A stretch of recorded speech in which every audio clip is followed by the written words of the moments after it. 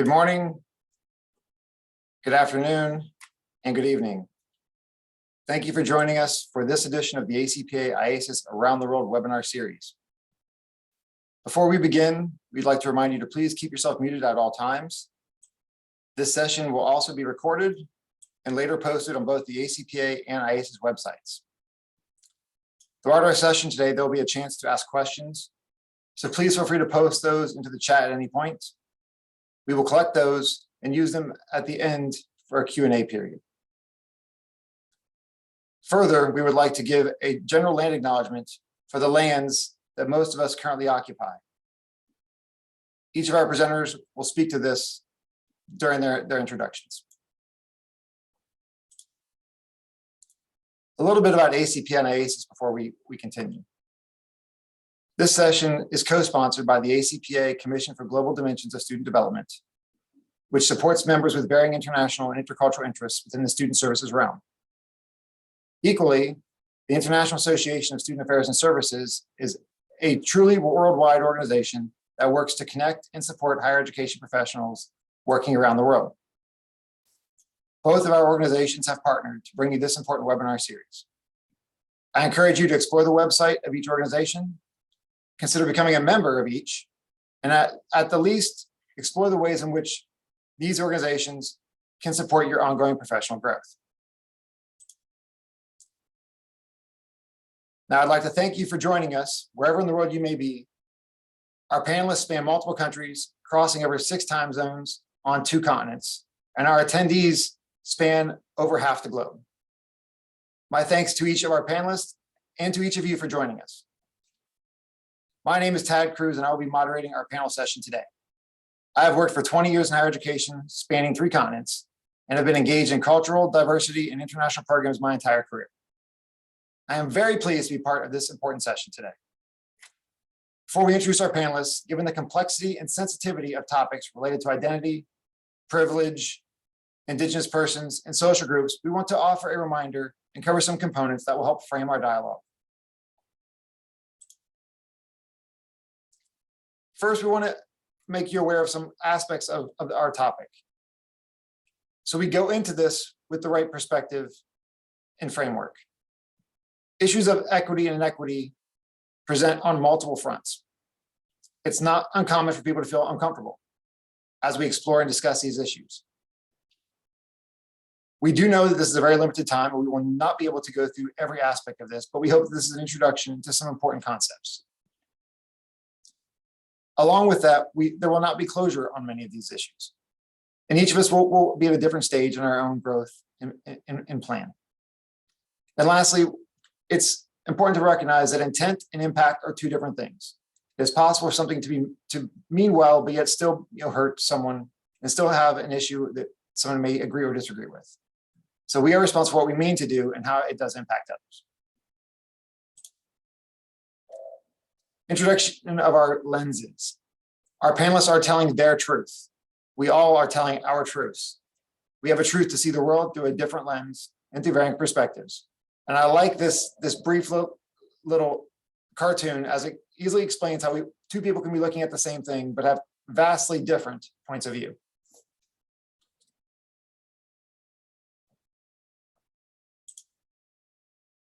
Now, to cover some important terms, we won't focus on each, as you can read the words on the screen, but we do want to address some important concepts as we lead into our panel today. Social responsibility and social justice are important to talk about creating greater equity in our societies and how people interact with our societies. Identity and social identity speak to the individual's perspective of how they see themselves and how they relate to a social group, but also to how a person's knowledge of belonging to a social group or category influences them.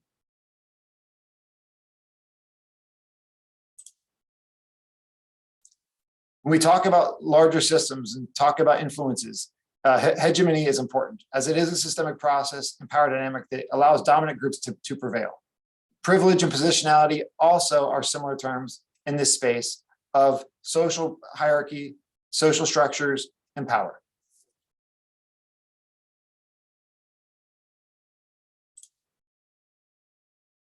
And specific to today's topic, Indigenous persons are peoples who have a distinct linguistic, cultural, historical, and political ties with lands, skies, waters, and more than human relations, insects, plants, and animals. Decolonization is defined as Indigenous-centered decolonization, integrating its own experience of truths, not necessarily a theory, to articulate a new way of knowing and being that is so old that it looks new. So again, we want to remind you that each person's context is shaping their own lens.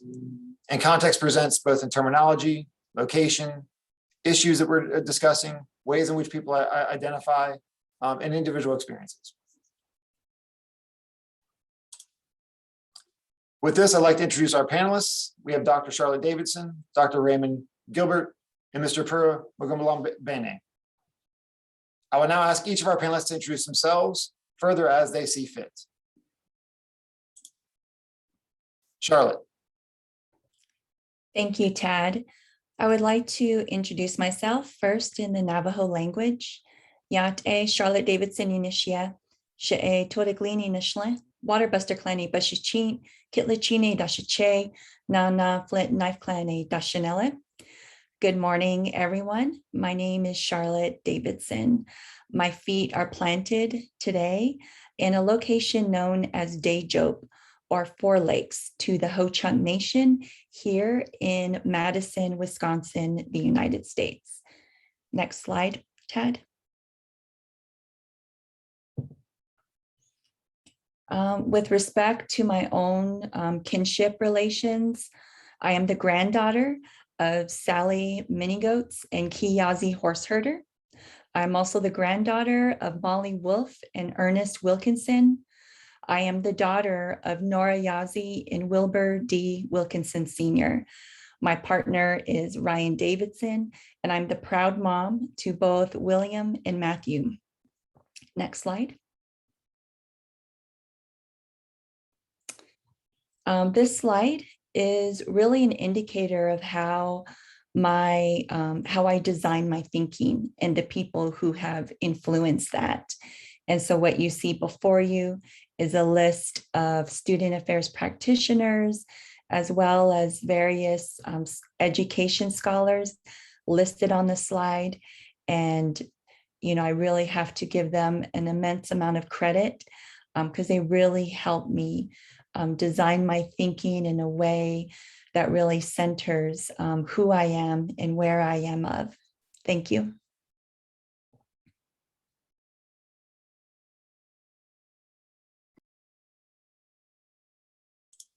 Great, Raymond.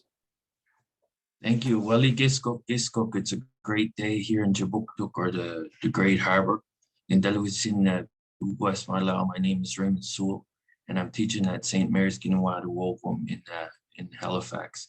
I'd like to say Madawali, and I'd like to thank everyone for coming together in community.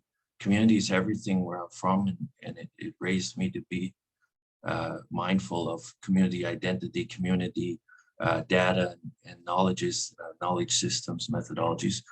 So for us to come together in community and speak to issues like decolonization in higher ed, I think that says a lot. I'd like to acknowledge everyone here and the ancestors also that got us to this position. I'm very thankful. When we have sessions like this, we often strike a chord, and I feel like afterwards we wonder what more we can do. So I encourage everyone to reach out to me, raymond.sewell@smu.ca, if you want to continue the discussion. I'm all about building communities and getting to know people. So thank you. Next slide. Yeah, so I'm teaching English by way of coming from Student Affairs and Services. I was the Indigenous advisor at my institution here, St. Mary's, for about 4 years, and then I wanted more. I wanted to be more involved. So I joined the Faculty of English, and I teach Indigenous literature and culture. I'm a poet, songwriter, musician. You know, people from my community do it all with the arts, and that's reflective of the system we're coming from.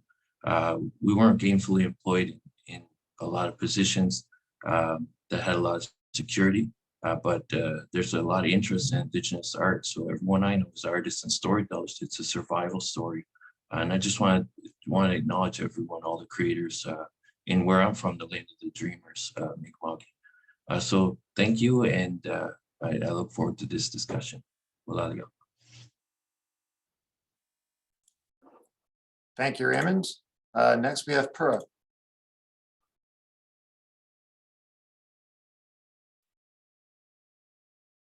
Pura, I think you're muted still. Thank you, Ted. You can move to the next slide. So I am located as a descendant of African continent in the southern part of Africa. I'm born from Ngangane village in Umtata, Eastern Cape. I am neither my race, nor my genitalia, nor my culture, or how much I earn, or how long I've been to the mountain to become a man. Kaloku usibiside uzala unjanya. Unjanya uzala mawele, umpondo nompondomise. Ke mna ke ndingumpondomise, ujola, umhlonto ithole umthwakazi. The blood of the coin the sand runs in my vein. My very existence could not be possible in the absence of these matriarchs. Umamqoqo, which is my grandmother. Umakhadebi intombi yakamatiwane, which is my grandmother from my maternal side. Uxesibe nomamjwaha. Next slide.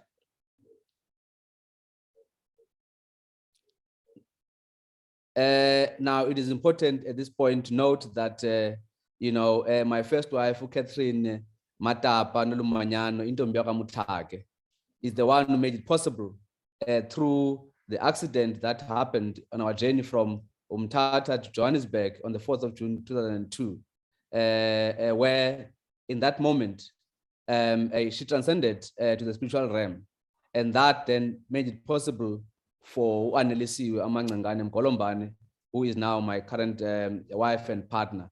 Lihlubikazi ke lungelengele umashiya amahle ke mna ke ndingunquba uwashota umhlangana nkwelo uzoza umdumi namhlangana uncebula usindi udalihlanga dalihlanga inkulu ke yakamgolombane umaxongo ubazindlovu unganyaka adiliza indaba. Next slide.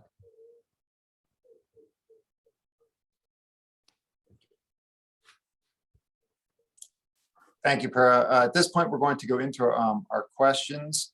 And the bulk of our time will be spent with our panelists exploring the topic. At this point, if you do have any questions as we are proceeding, please feel free to put those into the chat. We will compile those for the end of our session today. So for our first question, we're going to go to Dr. Raymond first, followed by Charlotte and Pura. And that question is, what are the major issues faced in your country or region of the world surrounding decolonization and support for Indigenous higher education communities? And feel free to include any terminology that is commonly used, acknowledging that that terminology may differ by each location. Raymond? Sure, big question, Ted, thanks. In my area, we're currently in Atlantic Canada. A lot of my research looks at competing cultural imaginings of the region. It's an epicenter here, or was at a time of contact, a lot of competing imaginations of what the region should be. I'm living in a place that I come from, Mi'kmaq. I'm very comfortable. This is our homeland, the place of the Mi'kmaq. Agi means place, and Mi'kmaq is our tribal name. We're really called Skijielnu. We inherit that name because someone named us. But Skijielnu means the ones that walk on the earth. Mi'kmaq, some people say it means comrade. So when we met the colonizers, we were like, hi, comrade, and then it ended up a different story. In my region, it's been, we're in occupied lands on Turtle Island. It's occupied by British, French, different colonizers. And we're really living in an area of different imaginings of the region. My imagining from the reserve where I grew up is that I'm in Mi'kmaq. So often when I go to school in the city, they'd say, oh, you're Canadian, or, and I say, no, I'm comfortable with that. There's been a lot of labels put on us. Decolonization work in my region, I find, is systematically stalled, as one would expect, because it's about negotiating power and resources.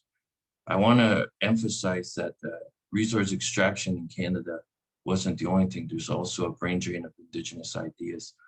We have real sophisticated pedagogies, methodologies, ways of knowing, gathering evidence that were very important to life on Turtle Island. Those were also extracted. So it's not purely resources like nickel, for example. There's policies and government documents here that continue to debase Indigenous people in Canada. Things like the Indian Act, they displace us from our land, our traditional resources. Looking back home, one of the most nicest places in the city I'm from, where we used to occupy quite a lot of the summer months, is now a golf course, and we're put about 10 kilometers inland. So we have evidence that this is where we grew up and spent our time pre-contact, and then we've been taken off water systems, taken away from resource-rich areas, and put on swaths of land that have been continually shrinking since colonization. You know, land deals and that are continually shrinking, and a lot of our land is being contested now in land claims because the practices of acquiring such land weren't right. There's a buffer of sorts where I'm from, and I don't know if it's the middle class aspiring to be an ideal of the colonizer. There's when someone owns all the goodies, you might want to be like that. That's my take on it. But they favor the access to power. I learned all these things, of course, from different theorists, influenced by Noam Chomsky and other people. And what I see a lot is I try to identify it as neoliberalism. However, in the market like that, diversity is important. So it affects the bottom line. So I've been dealing with this in my research quite a bit. Is this neoliberals that are steamrolling Indigenous people? And they are to an extent, but I think there's also just stubborn people who are like, if you look at the ideals of neoliberalism, it's to continue to make profit. If diversity makes profit, that's corporately, anyone who has corporate illiteracy would not embrace diversity. So, and then I was wondering, is it neo-fascism? Is it just general stubbornness, people not knowing the history? There's perceived power sharing issues that I identify quite a bit too. And there's like, there's an anticipation that Indigenous people want to share power, want to get the tables of power, take over the place, and but they don't acknowledge the traditional leadership from our community. Traditional leadership in my community is all about leading through get me dead or respect. So it's totally a different political thought. So that's one thing I'd like to include there. So there's a lot of delaying of equity things. There's a lot of listening. I find that the system, the systematic racist system, will listen a lot to ideas from the oppressed in my region. They always have a sympathetic ear, but it doesn't go to the realm of action. And it really, that's really detrimental, because you keep telling your story, re-traumatizing yourself with your story, there's inaction. But I really think, based on my research, that we're informing that systematic shift, so it doesn't hit the iceberg, so to speak. So my take on it is that if they don't know, we have a power in our story. If they don't know the story of oppression or how we're feeling, they can't steer clear of issues that could make them redundant. So I'll end there, but it's a big topic. Thanks. Yeah, it is a big topic, and thank you for that, for starting us off, Raymond. So let's go to Charlotte next.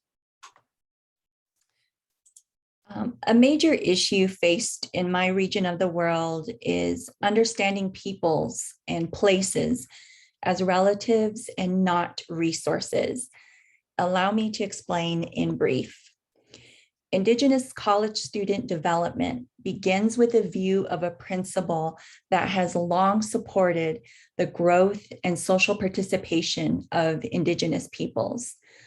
And that is power plus place equals personality, or the 3P principle.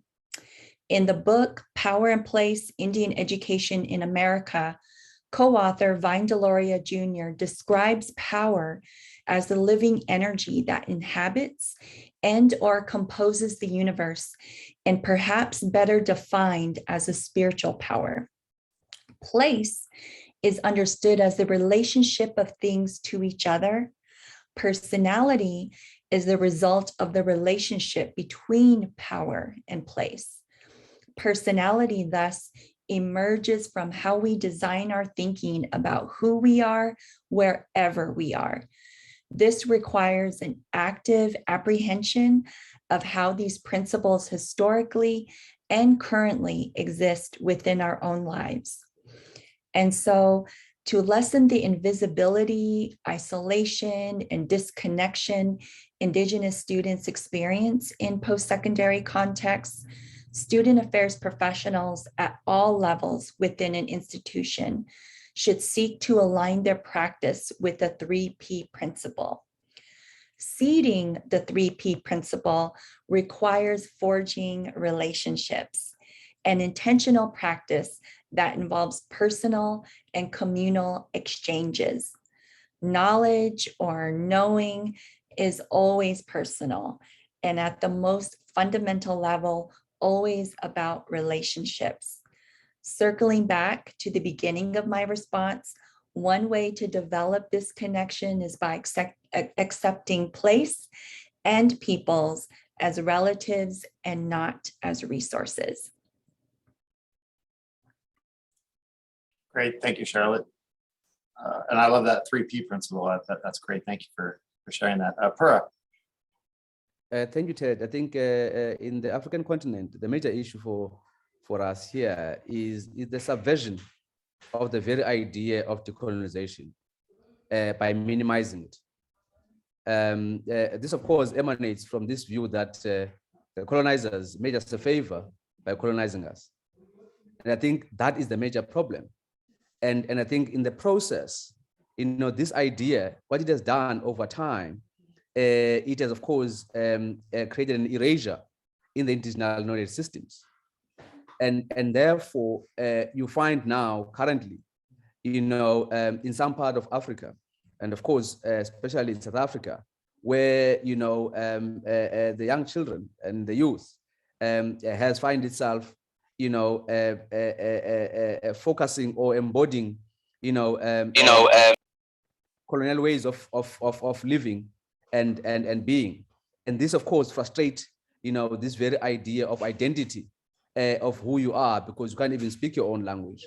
And I think that for me is then the major challenge we're facing here in the continent. And of course, now in trying then to decolonize, because as you can imagine, decolonization needs resources, to be able to ensure that we get to where we should be. And those resources are not available, and which is actually a major issue as well in trying to ensure then that we fast track the decolonization project. So that for me is the major aspect within the continent. Thank you, Ted. Great, thank you. So the next question is, what are some of the barriers you face locally and on campus in addressing decolonization issues? And we're going to start this one with Charlotte, but I've also, if you can, maybe address the language issue, because I think each of you touched on this in some capacity, either in your introductions or in your answer to the first one, of how that may be an influence in these barriers locally and on campus. So Charlotte? Yes, a major barrier locally and on college campuses is an ideological one, and that is recognizing Indigenous decolonization as a vital part of our holistic development as Indigenous peoples. And so I'll use the Diné creation narrative as a way to frame my response. So for Diné, like myself, our creation narratives encompass the beginning of everything and serve as an oral record of how my ancestors struggled to embody and achieve Hajo and Ke. Those are Diné terms for harmony and kinship. And so my ancestors traveled upward through a series of black, blue, and yellow underworlds into our current world.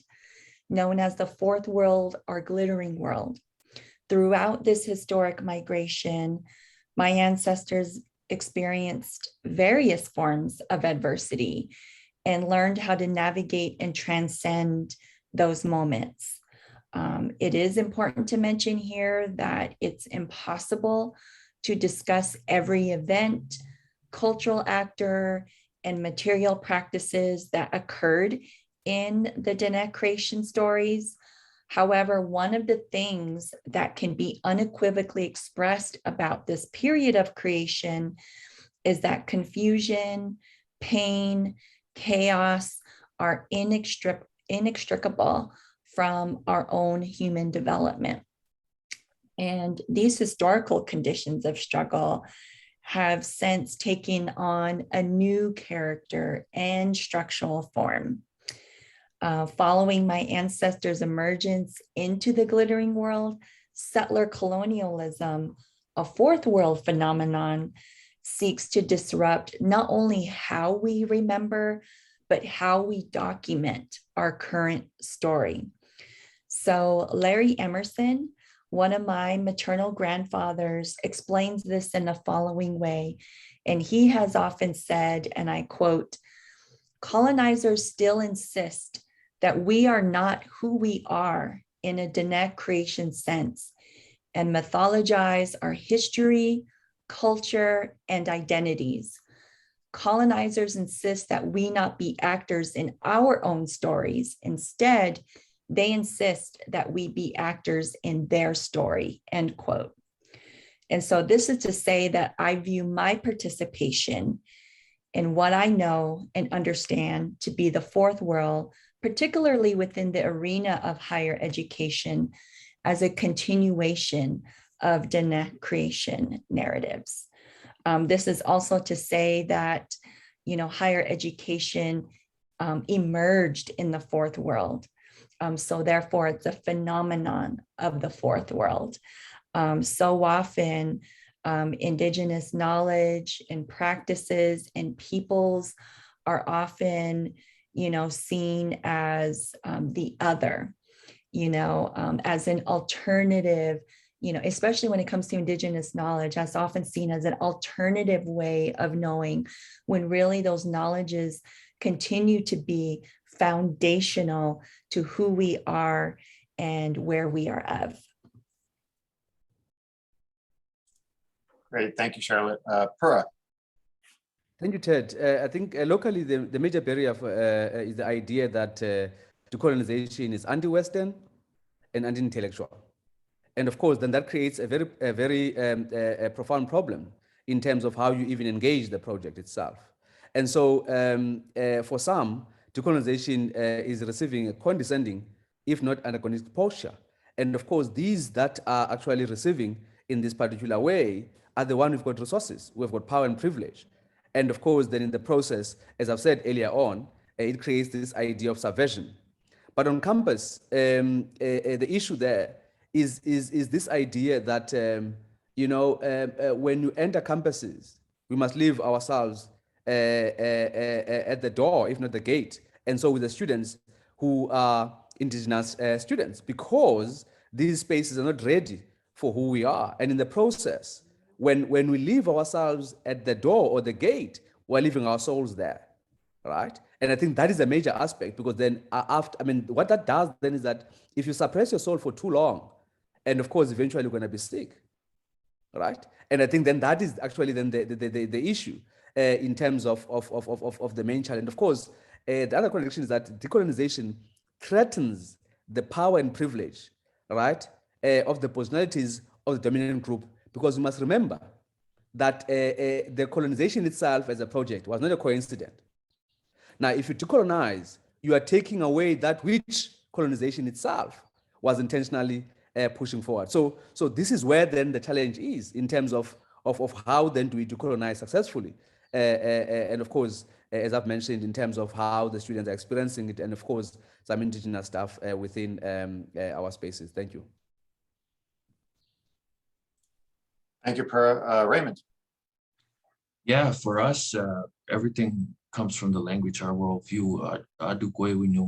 as a storyteller. We learn from storytellers. They may be Neduwak, like wiser elders, any custodians of that community data.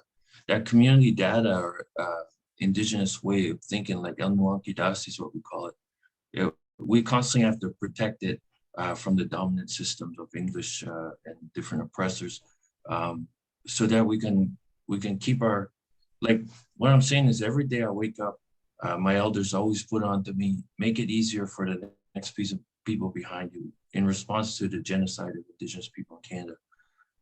We have to have our culture survive and not get rolled up into what they call the people politic or the mainstream ideals.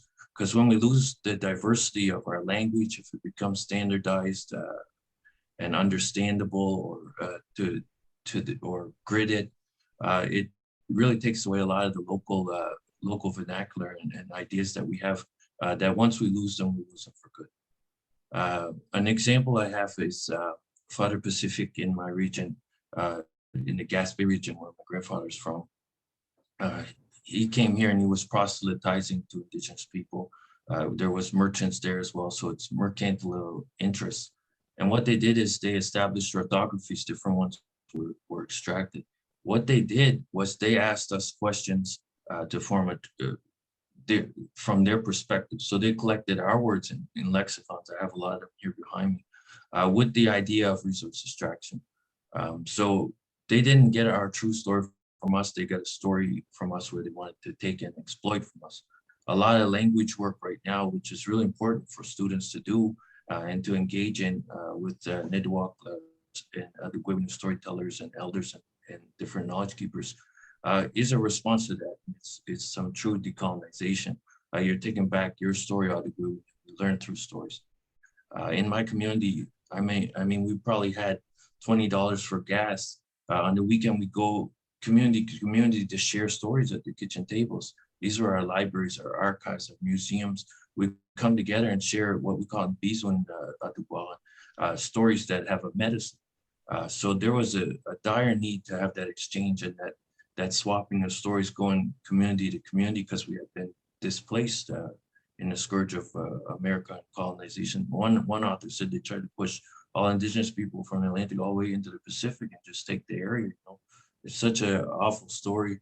And one scholar I like, Angela Davis, said, you know, talking about what Charlotte said about us being invisible, another problem for us to address the issue is, Angela Davis says it's a nightmare. America doesn't want to wake up and unpack slavery, the genocide of Indigenous people. So I'll stop there, but being invisible and the constant attack on our language, they knew the importance of our language when they wanted to gather it for trade. That's reflecting what I said about the brain drain. They're always extracted from us. Even now you see it with pharmaceuticals, things like chaga, they're taking more than they need. We have this concept, nediculim, or it means provisions. And we are part of the circle, we're not abstract from it. So for Western thought, that I find when you go to higher ed, they want to extract you from reality, and you can look and take what you need, you know, cosmopolitanism, what have you.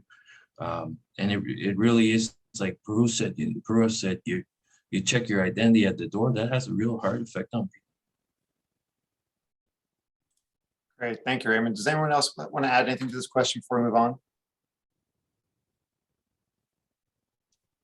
Okay, great.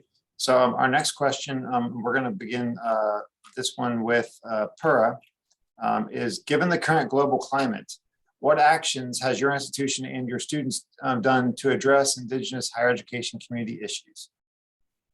Thank you, Ted. Outside of students, I mean, if you look at the Rose Must Fall, for example, which happened in 2015 at UCT, and of course, followed by the Fees Must Fall, it was students who actually who have centered the issue of Indigenous people, and of course, the issue of the atrocity that happened in the space within which we are located.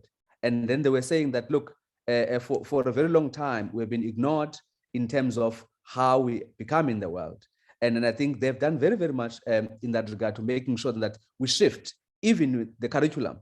Now, they not only actually the UCT and South Africa, but globally, there were conversations around the aspect of roads must fall, and of course, even fees must fall, which of course are tied into this commodification of higher education, as it were.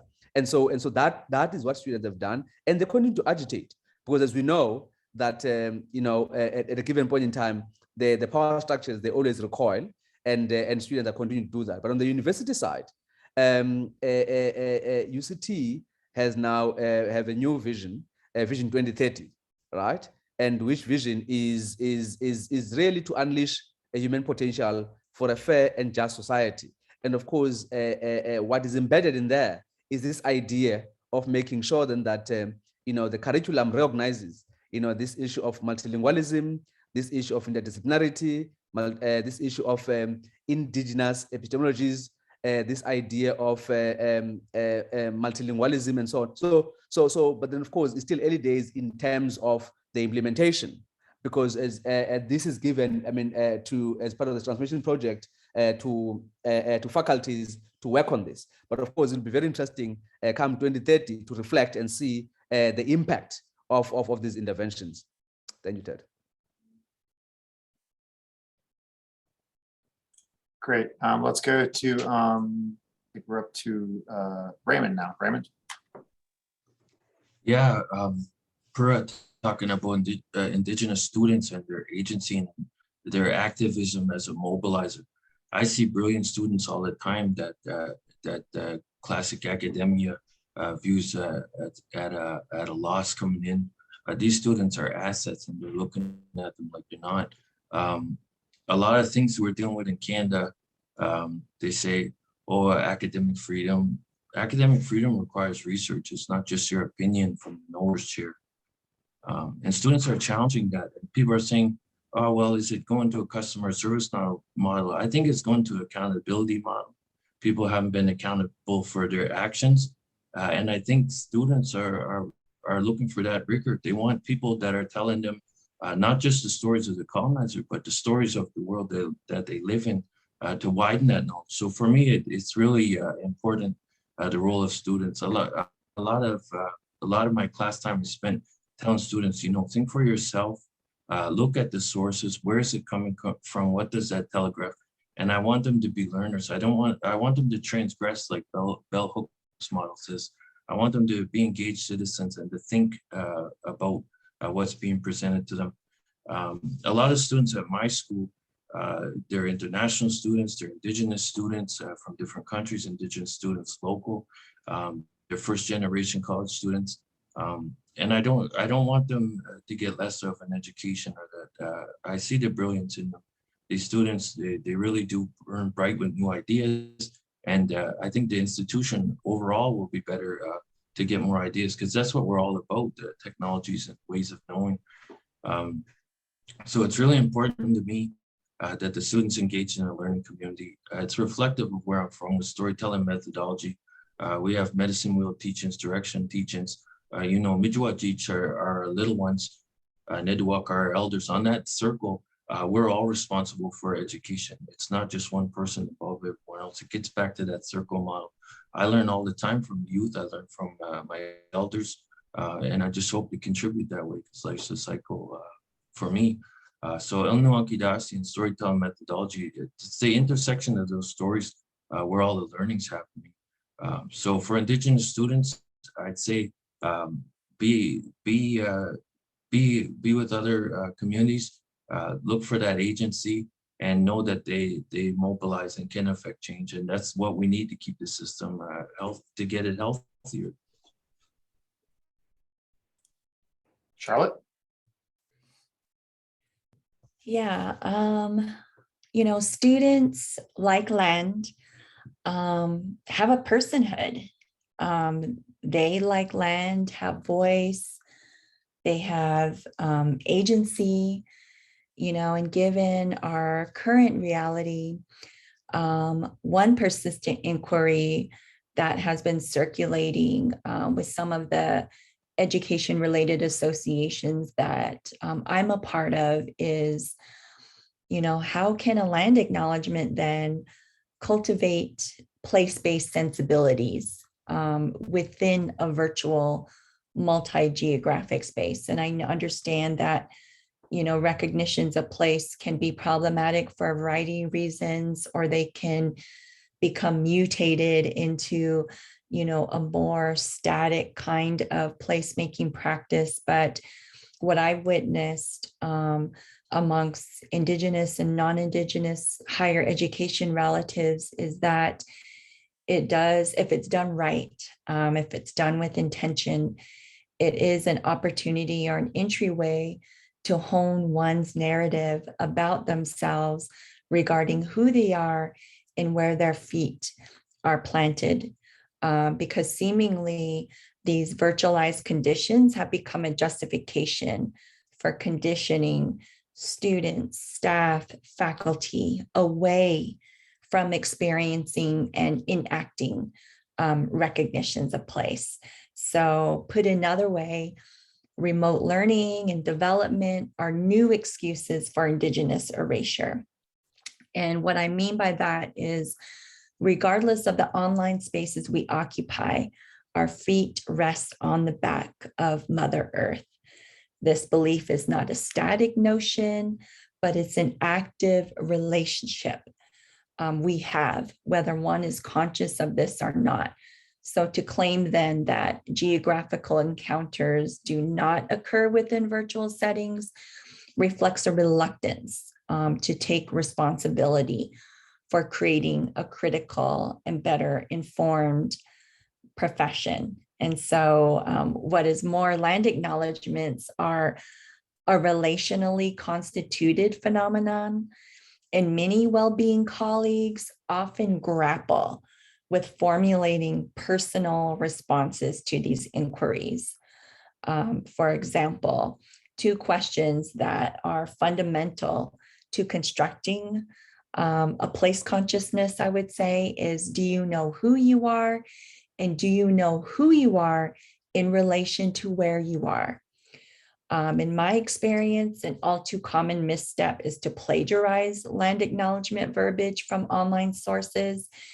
And this is really a less than sophisticated attempt to become a place conscious student affairs professional.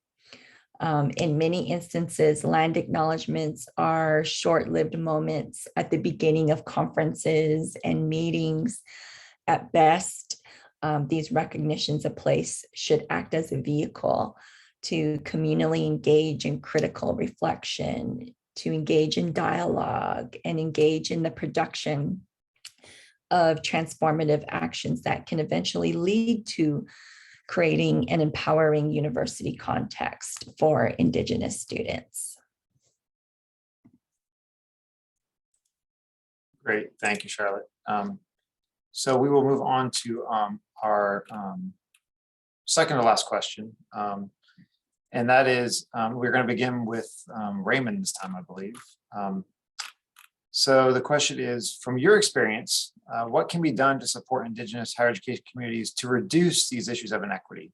And particularly, what does decolonization have to do with achieving this objective? Yeah, for me, decolonization is something you have to do every day. You have to do it in your personal life. You have to do it at work. A lot of times people think that it's a concept that's way out there, but it's not. It's at all these communications you have with people. Removing the grid. When I was growing up, my dad said there's no such thing as time. What he meant by that is the Western clock that grids the day.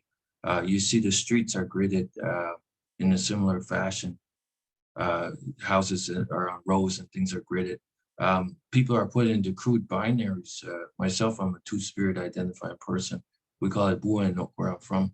I see my gender as more in flux. I don't see it as something that can be put in a binary status, non-status, you know. I'm card-carrying status, but what does that do to my relations that aren't, you know? So there's a lot of crude binaries, a lot of labels put on people. Decolonization for me is very stressful. I wear that every day. I have to remove all those labels and those power things that are influencing my life and my community. And it's that dire and it's that process. You have to do it all the time. So it's not somewhere you'll arrive. It's just something you got to fight off all the time. For me, I go back to the language. It's inextricable from our land and our worldview. So I always go to the language revitalization to ground myself when I feel like things are getting too wild. I cloister back to my roots, you know, where I'm from, and I'm always mindful that I'm working hard to make it better for the people that are coming up behind me. That was always number one, and for the culture and stories to survive. So when my father passed in March, he just passed recently, he said, "Nin megwided, megwided. My memories are yours." And Scott Momaday talks about this with transmission of knowledge. It takes a storyteller who knows the story they're telling. And then the second phase is a good listener. It takes a good listener. And third, it takes that sharing. So that's how our storytelling is passed on. It's oral in nature, but it's not like a phone game to play with your friends where you go around the circle, you tell a story, it comes back totally different. Ours are really rigorous, really told. And one final example I'll give of that is I was learning the song, the Get a Big Young for Jijakomich, the spirit song. I spent about 10 years learning that. I never got it right.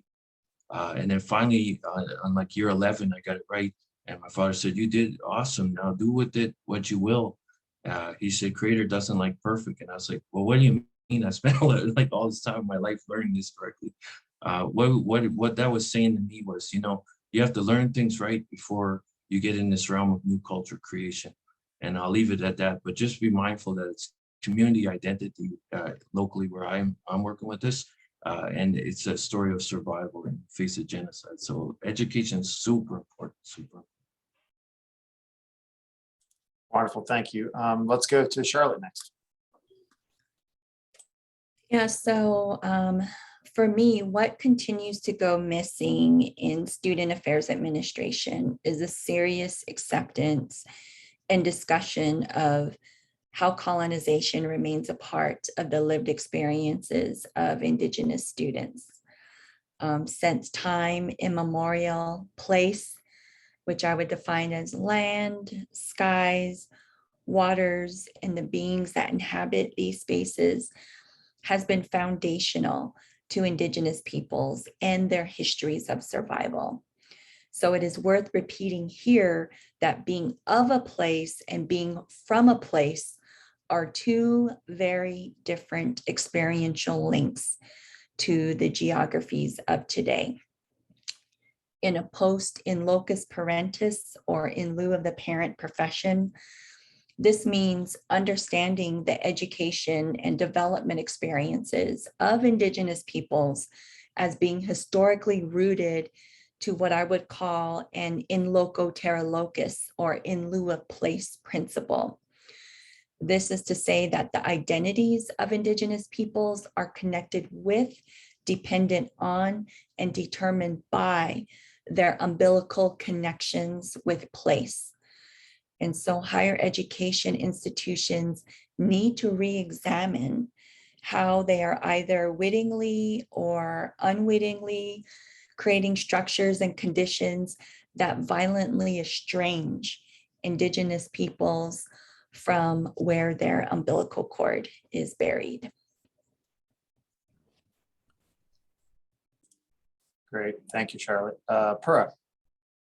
Thank you, Ted. I think I'll start with the last part of the question. The historical genealogy of decolonization is colonization.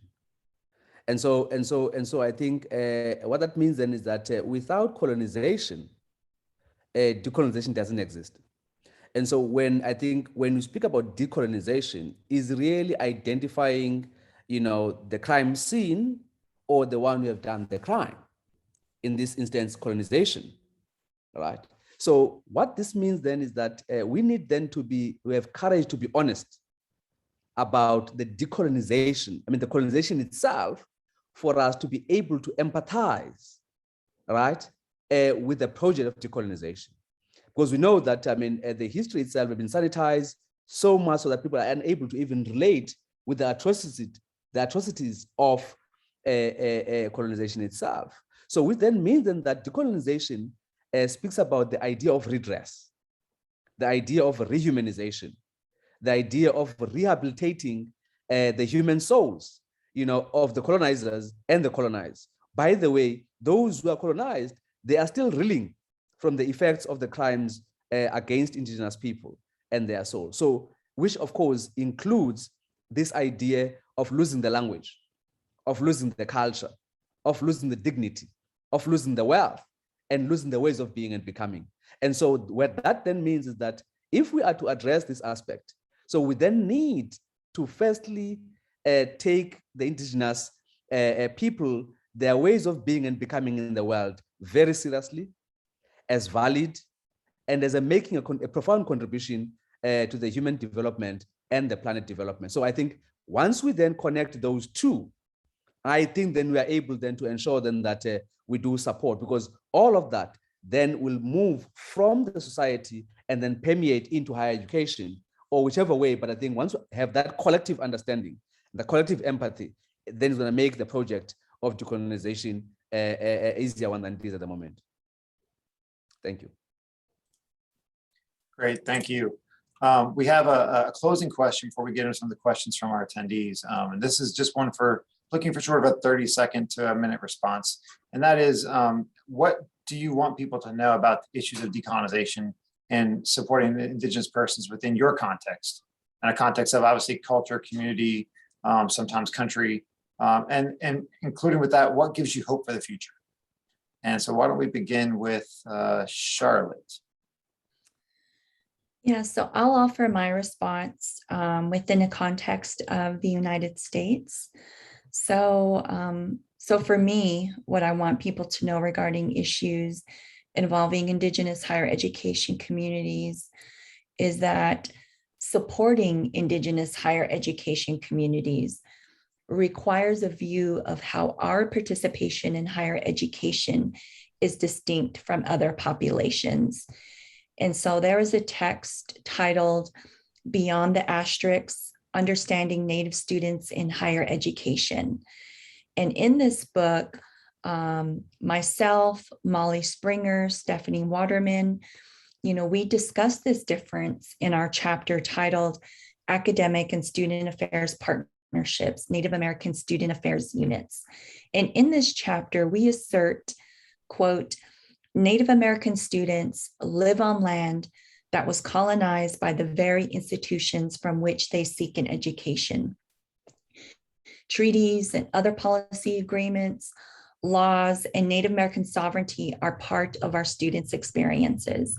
No other population comes to college with these characteristics.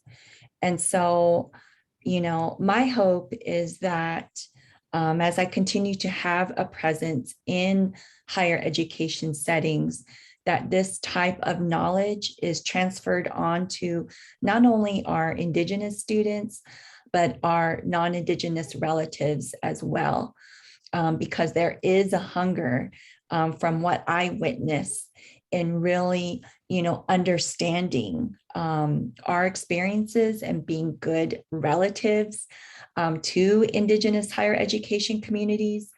And being a good relative is not often a part of our socialization experiences when we are in the profession, when we are going through our own doctoral development experiences.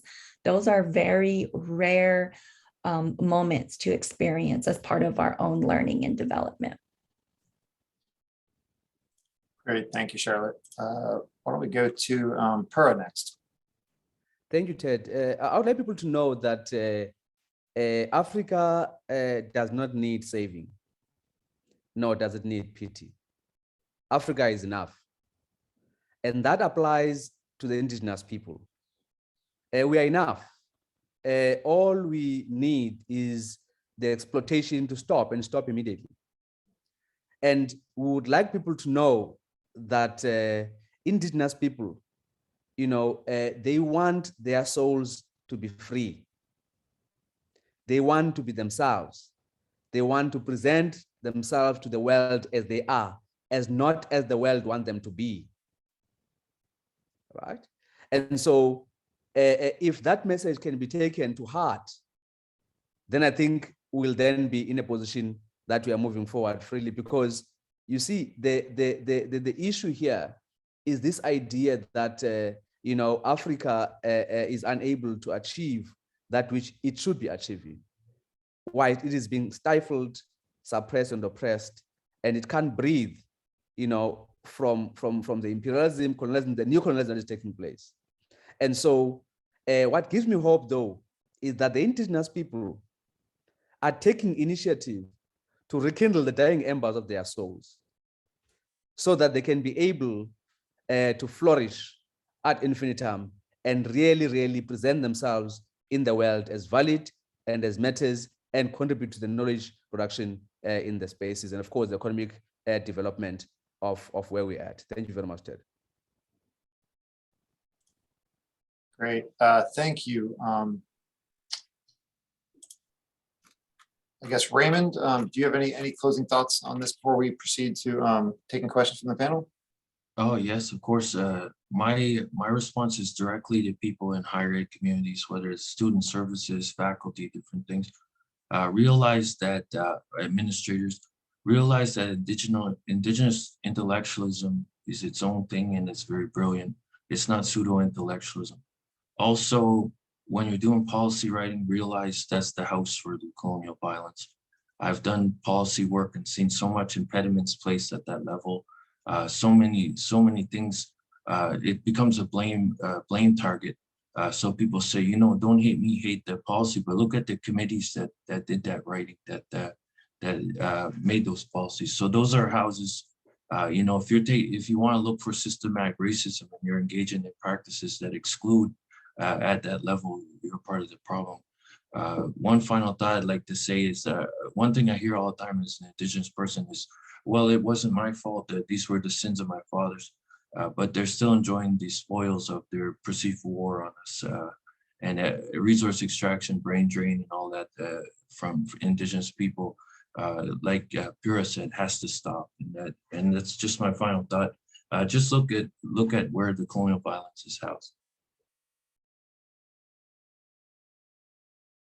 Great, thank you. We did have a few questions that have come in from our attendees, and I think a few more are coming in. So, and in this, I'll ask one or two of you to maybe respond to the question. We still have about 5 or 10 minutes before we end our time. So the first question that I want to throw out to the panel for one of our attendees is, what is decolonization for Indigenous people?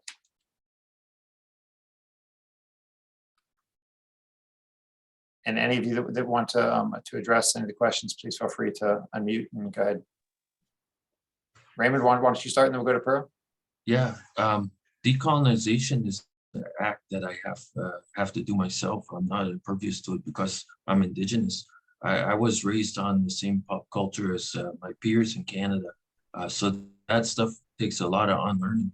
My Indigenous learning in non-Indigenous school, I'll just give a quick example, taught us that we were responsible for the annihilation of another Indigenous group nearby.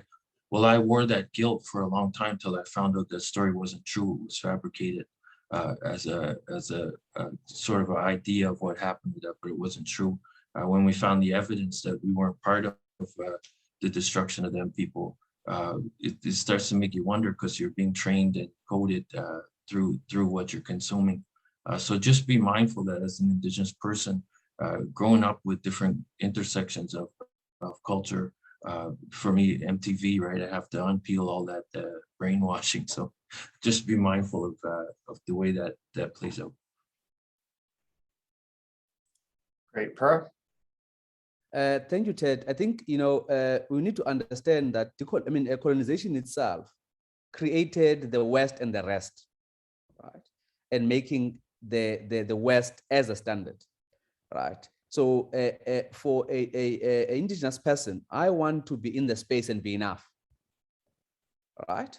And not be measured against what is Western and what is the other. I should be in the space and be able to, in as much as now I'm speaking English, right? I should be in a position to speak Xhosa, Osotho or Tswana, and then the people who have colonized me and themselves would have been able to hear what I'm saying, because that is this issue that Du Bois speaks about double consciousness, right? Because now we're really trying, to be in the world as indigenous people and as the world wants us to be, So for us, we need to be in the space and be enough without being seen as less than, but be sufficient. Yeah, Tad, may I add to that? Sure. Okay, so for me, I've had the opportunity and really the privilege and honor of experiencing decolonization as part of my own doctoral development experience at the University of Illinois at Urbana-Champaign. And the reason why I mention that institution is because I've often thought, while I was a graduate student there, of all freaking places, like this is where, I'm becoming less estranged and more connected to understanding myself in an umbilical sense, who I am as a human being. And the reason why I was able to have that experience is because, unlike a lot of my own colleagues and peers, my grandfather, who has training as a counselor, as a medicine person, has a doctorate in education, was invited by the American Indian Studies program and the Native American House at the University of Illinois to create a decolonizing methodology and Indigenous knowledge course. And I think one of the most powerful experiences for me in understanding genetic decolonization, as he explained it, is, if you can think of like a T chart, on one side, there's the Indigenous side, on one side, there's the Western side. I think prior to entering into that classroom space, I was really functioning from this Western way of seeing the world. And, we're trained to situate ourselves on the Western side and interrogate the Indigenous. And what genetic decolonization, as my grandfather taught, is that he wanted us, myself and other Native and non-Native students in the class, to situate ourselves on the Indigenous side to interrogate the Western, to privilege our worldview, to center ourselves. And that is not an easy thing to do. It's a very painful process. You mourn a lot of the things that this Western side has robbed you of, but at the same time, it's a beautiful process of becoming, because it gives you a space to name these oppressions, these processes in our own language. It gives us a space to decolonize ourselves and kind of slough off this training a bit. And I think for me personally, what I've learned is that oftentimes institutions of higher education and our own Indigenous worldviews, practices, peoples, and knowledge, each space has its own cultural gifts. And so I know oftentimes we talk about these dialectical tensions that can form and kind of, they make these spaces kind of adversarial. But what I often try to seek to do as a form of genetic decolonization is take the best from each and seek to bundle these understandings, because each have cultural gifts to impart. Great, thank you. Thank all three of you. I think those were really great responses to what was a very important question. We have two other questions that are a little bit more specific. So I just asked if one or two of you can respond in the interest of time. The first one is from one of our panelists or one of our attendees. I have been considering the idea of African Americans being indigenous to the Americas, but when I attempt to articulate that to non-African Americans, I am challenged. However, based on the definition of indigenous provided at the beginning of this webinar, my theory seems correct. How do you all suggest I communicate this to non-African Americans, or even look at it within scholarship without getting pushback?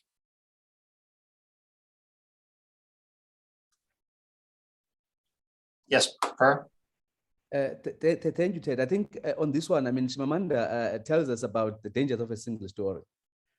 And when she speaks about that, she also tells us about where you start the story has got an impact or implication on how you end the story, right?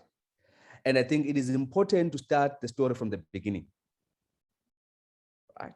And the beginning indeed is that the story began in Africa, right? And then the Native Americans then were transported as slaves from here to Americans. And then of course, then out of that process, then you had a generation of slaves, some of which then of course became Native Americans. That is very, very important. And of course, you know, the issue about the truth is that it doesn't change much from those who want to put you in that position.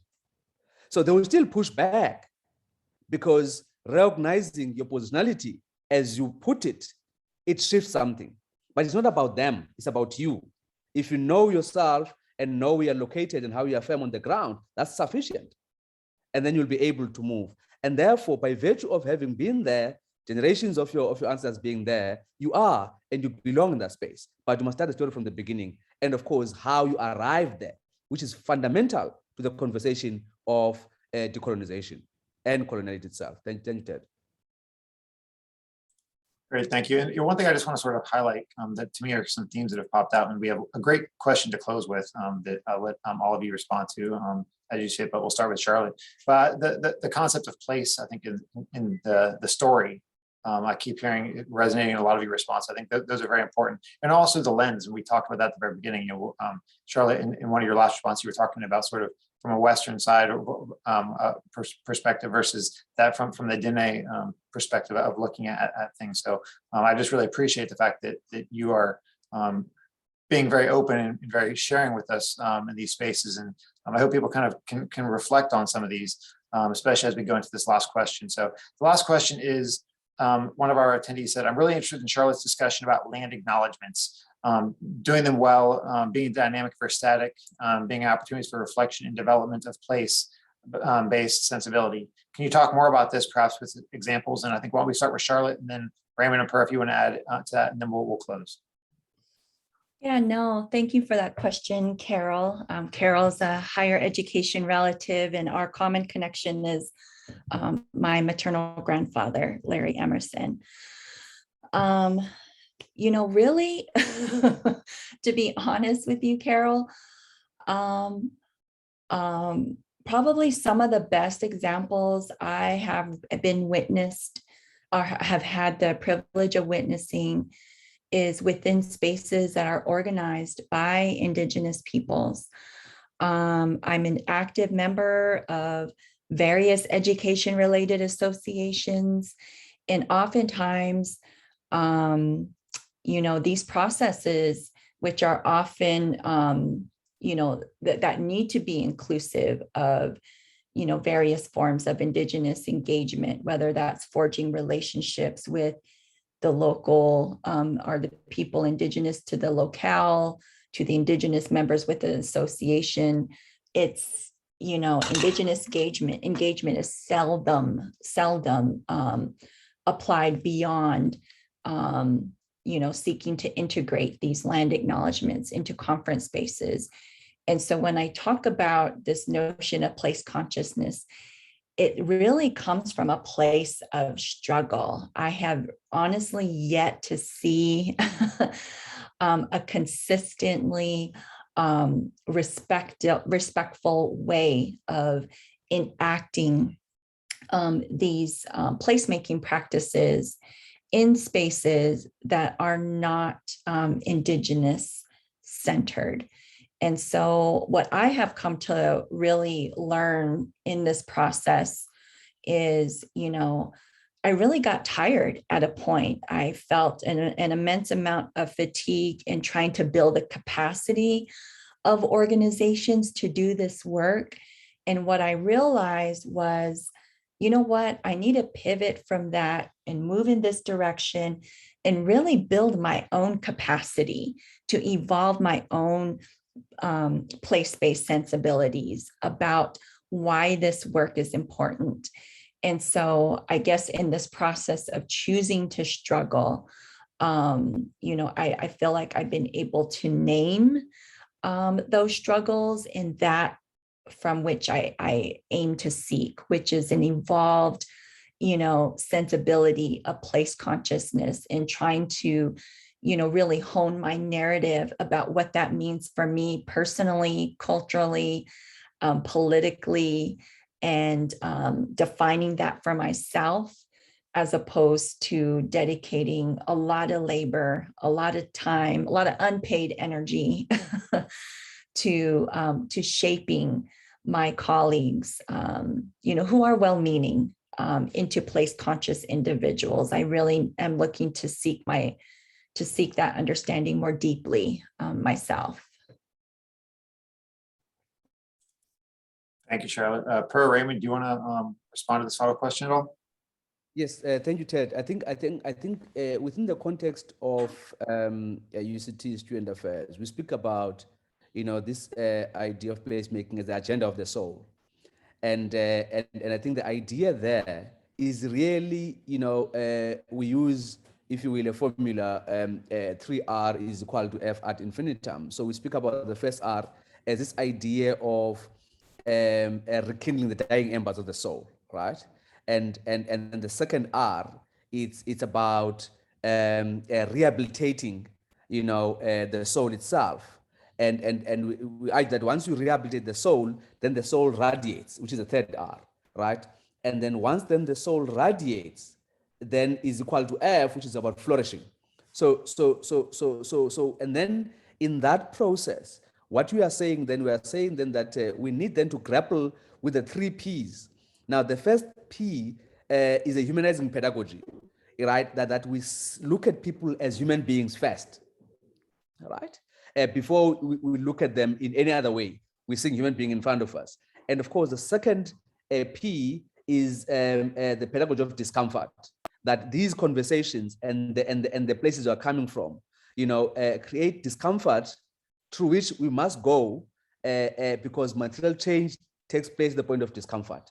The point is not to compete about our pains, but it is about to recognize our pains, right? And then, of course, then the last one will refer to this idea of what we call a pneumatological pedagogy. That's then the third P. Now, on that one, though this concept itself is theological, but we're talking about it not from the theological sense, but from the sense of saying we're looking at ourselves as the soul. And I think that is how then you begin to make this idea of placemaking. And I think if you move from there, then don't put much labor on the other. You put much work on yourself in trying to liberate your soul. And once that soul radiates, you will flourish then ad infinitum. Thank you, Ted. Great. Thank you, Per. At this point in time, we have run out of time. But I would like to give a huge thank you to our panelists, to Dr. Charlotte, Dr. Raymond, Mr. Pura, for joining us from various points around the globe. All of our attendees spanning, I think, over half the globe in terms of time zones. I'd also like to thank my co-organizer, Jenny Pham from ACPA Commission for Global Dimensions. And we hope that you join us for future webinars. We try to do multiple a year. The ACPA IASIS Around the Globe series is, I think, in its 3rd year now. So I want to thank everyone for joining us today, and we look forward to seeing you in future sessions.